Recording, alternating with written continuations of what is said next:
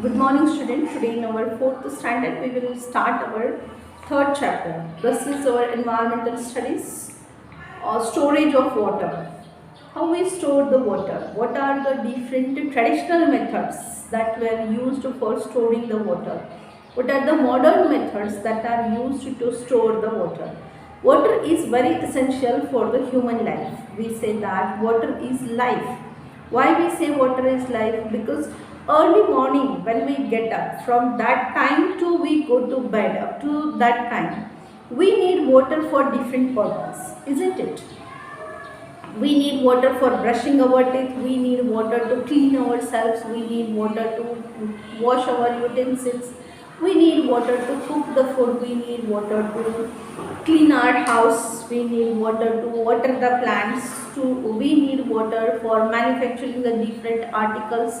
So in this way we see that water is very important. We cannot imagine our life without water. Understand, हम हमारी life की imagination बिना water के कर ही नहीं सकते. क्यों नहीं कर सकते? क्योंकि अगर वाटर नहीं है तो हमारी लाइफ में कुछ भी काम नहीं हो सकता. देखो, अर्ली मॉर्निंग तुम उठते हो तो मॉर्निंग में उठते बराबर तुम्हें क्या चाहिए? तुम्हें ब्रश करना होता है, यूरिनेशन के लिए जाना होता है, टॉयलेट के लिए जाना होता है. अगर वाटर ही नहीं होगा तो तुम अपना मुंह कैसे धोओगे?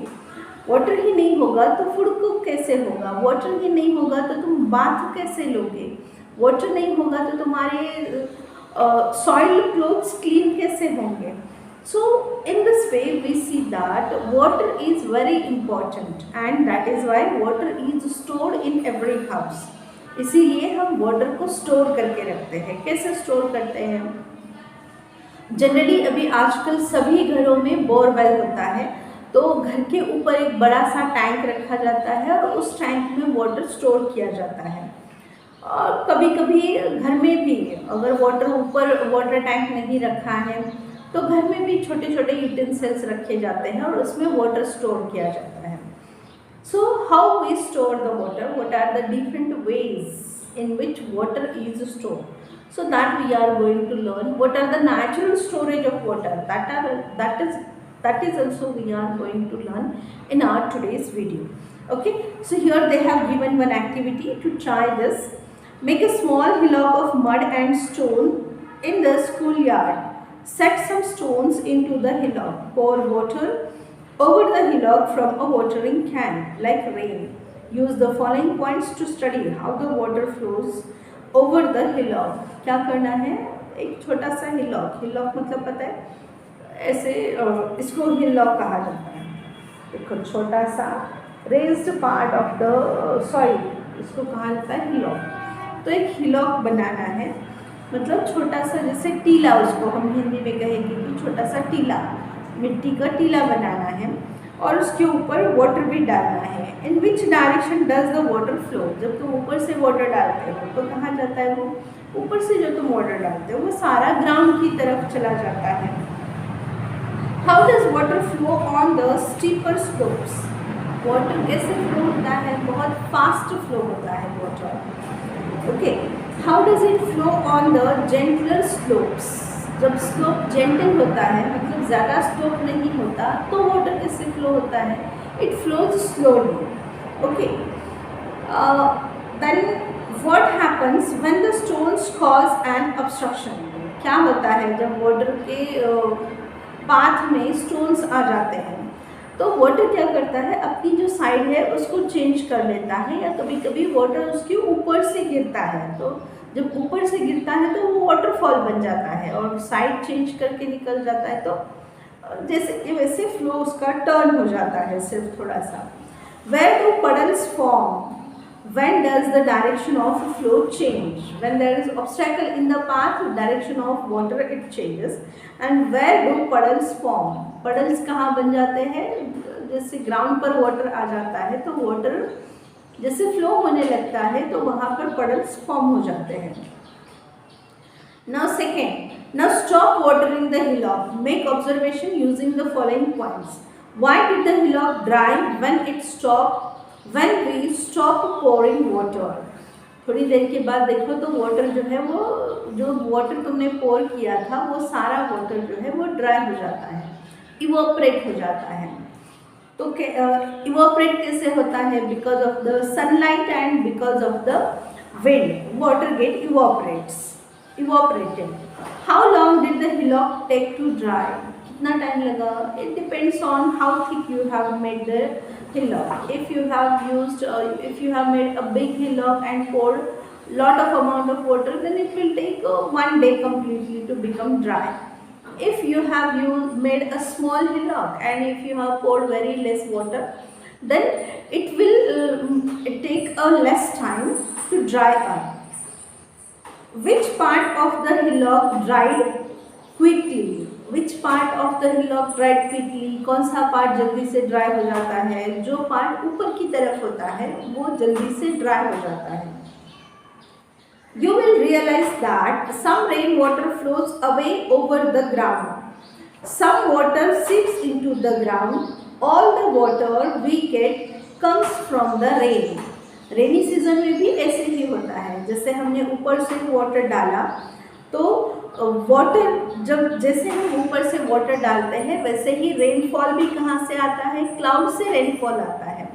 और ऊपर से जो वाटर आता है वो ग्राउंड पर आता है। जो कुछ वाटर जो है वो फ्लो होता है, कुछ वाटर जो है वो ज़मीन के अंदर चला जाता है।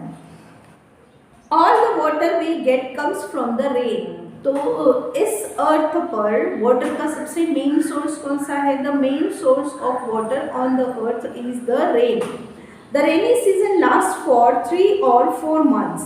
Along with us, all living things use this water all year round. So we see that the rainy season, it is not for whole year round, isn't it? जैसे हर रोज सनराइज होता है वैसे हर रोज रेनफॉल नहीं होता है। So we need water whole year round, but the rainy season lasts for few months. That is why we need to store the water. That is why we need to keep the water for all year round use. If we do not store water, we will not have enough water for our needs. That is why we have to save water. So we see that there is need of water for all living beings. We need water for agriculture, we need water for different tasks. That is why we should store the water. And this stored water, it can be used for different purpose. Water must be used economically. In this lesson, we will see different ways of storing water. Water जो है वो economically use करना चाहिए. What is mean by economically? Economically का meaning होता है कि without wasting it. हमें वाटर को हमेशा ही केयरफुली यूज़ करना चाहिए, बिना उसको वेस्ट किए यूज़ करना चाहिए। Now if we do not store that over ना ओल्ड वाटर स्टोर्स, तो आज ही नहीं, ये वाटर स्टोर करने की ज़रूरत अभी से नहीं है, लेकिन जब से ह्यूमन सेटलमेंट्स शुरू हो गए, और जैसे पहले इंसान क्या करता था, जहाँ पर वाटर अवेलेबल है वहाँ पर जाकर अपनी लोकेलिटी को सेट करते थे। लेकिन जैसे जैसे एग्रीकल्चर बढ़ गया, एग्रीकल्चर की आइडिया आ गई ह्यूमन बीइंग्स को, वैसे वैसे फिर उसकी लाइफ जो है वो सेटल हो गई। You will learn about it in your history. So when man started settling in a village, so he started to store the water, and for that purpose he used different methods. What are the different storage of water, old storage of water, that we will see. In the olden days, several methods of storing water were used in our state. Nowadays, these old water stores are rarely used. हमारे state की अगर हम बात करें या हमारे Maharashtra state की अगर हम बात करें, तो हमें दिखाई देता है कि गांव-गांव में पहले हर एक गांव में छोटे छोटे वेल होते थे, घरों में भी वेल होते थे जिसको आड़ कहा जाता था। तो उसमें वाटर रेन वाटर जो है वो उसमें स्टोर करके रखा जाता था।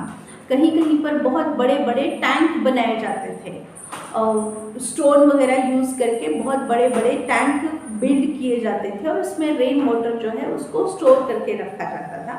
फिर वो रेन वाटर जो है वो बाद में आफ्टर रेनी सीजन वो रेन वाटर यूज़ किया जाता था। In olden days, several methods of storing water were used in our state. Nowadays, these old water stores are rarely used. However, remains can be seen in all places. Some of them are very beautiful.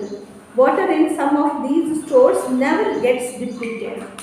कुछ इसमें से बहुत ही अच्छे हैं, जैसे Lonar lake है, तो Lonar lake देखने के लिए लोग बहुत दूर दूर से, लोनार लेक लोनार डिस्ट्रिक्ट में आता है, ठाणे डिस्ट्रिक्ट में लोनार लेक है, तो वहाँ पर लोग दूर दूर से जाते हैं उस लेक को देखने के लिए। कुछ डैम्स इससे बने हुए हैं जो बहुत ही ब्यूटीफुल डैम्स हैं, उसको देखने के लिए लोग जाते हैं। तो अभी भी कुछ तो ऐसे रेन वाटर सोर्सेस हैं, कुछ वाटर स्टोरेज ऐसे हैं जिसका वाटर कभी भी ख़त्म नहीं होता, जो वाटर समर में भी उसमें से वाटर कम नहीं होता, लोग जो है उसको समर में यूज़ कर सकते हैं। तो फर्स्ट वन है वेल्स।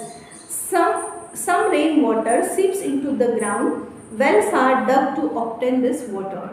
रेन वाटर जब रेनफॉल होता है तो जहाँ पर सॉइल होती है, सॉइल क्या करती है, ब्लैक सॉइल होती है, सॉइल वाटर को एब्सॉर्ब कर लेती है और वाटर ज़मीन के नीचे चला जाता है। जो वाटर ज़मीन के अंदर चला जाता है उसको निकालने के लिए हम वेल्स या बोरवेल्स को डिग करते हैं। Okay, again there are many sources discussed here. Remaining sources we will see in our tomorrow's video. Okay, so let's meet tomorrow again.